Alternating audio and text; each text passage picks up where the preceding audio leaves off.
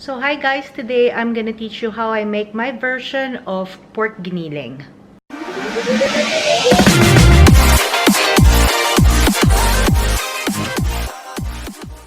So we are gonna start with our potatoes diced, as well as our carrots diced. We need a can of quail eggs, or if you have fresh, that would work as well. We also need some sliced onions. We have tomato sauce. We have raisins. Of course, we have here our ground pork. We also have sugar, olive oil. I also have here as well fish sauce and oyster sauce. But if you don't have it, of course, you could use salt. And then, of course, you need pepper. There you go, guys. So let's start making our pork giniling. So let's start by adding oil. You could use olive oil, you could use canola oil, or you could use vegetable oil. Then we're gonna add our onions. So we'll cook this for about 5 to 7 minutes until translucent in color. So after 7 minutes of cooking our onion, pwede na natin ilagay yung ating ground pork. And then just brown the ground pork.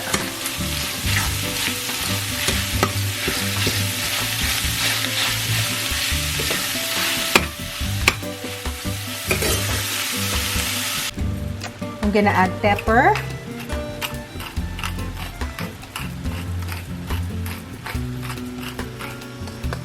And then I'm gonna add as well fish sauce. Or if you don't have fish sauce, just add salt. So I'm gonna add about 2 tablespoons of fish sauce, and then later on we'll just season as we go along.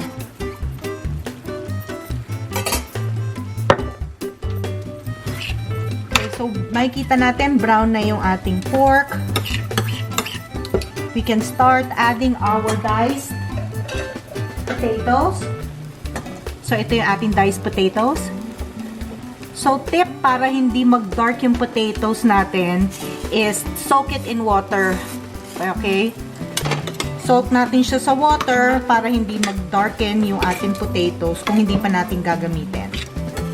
And then, pag ready na tayong gamitin, drain na lang natin siya. I-drain natin yung water from the potatoes.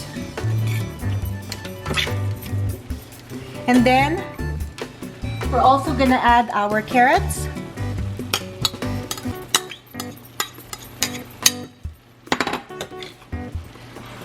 So mix them well. It'll take about 7 to 8 minutes, or maybe up to 10 minutes for the potatoes to start softening. So halfway into our cooking, pwede na nating i-add yung ating tomato sauce. This is about 1/4 cup.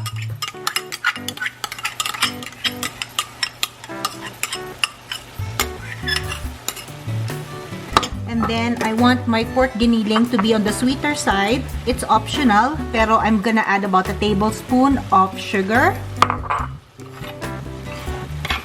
Mix lang natin ulit.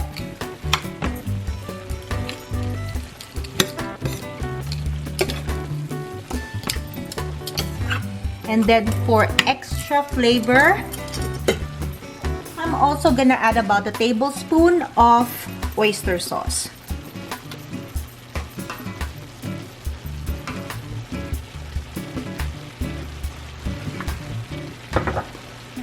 We're gonna add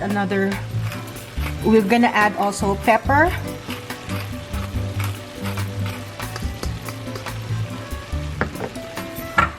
And then our raisins. So let's just mix everything well.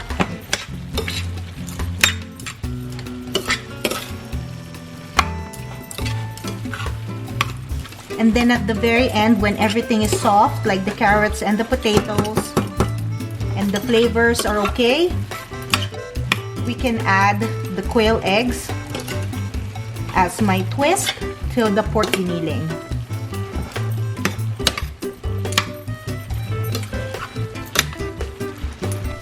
Okay, so malambot na yung ating potatoes and carrots.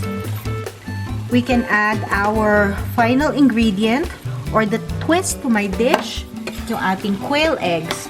You can get the fresh ones and then you boil it, or easier, yung just buy the ones in the can like this. I got this at the Asian store. Or if you cannot find it in the Asian store, maybe there's the international aisle on your grocery. So I'm gonna heat this for about 2 minutes. I'm gonna turn off the heat, and then we have our dish, our pork giniling. There you go, guys. This is my version of pork giniling. With a twist, I added quail eggs. Thank you for watching. I hope you give this a try and let me know what you think. Thanks.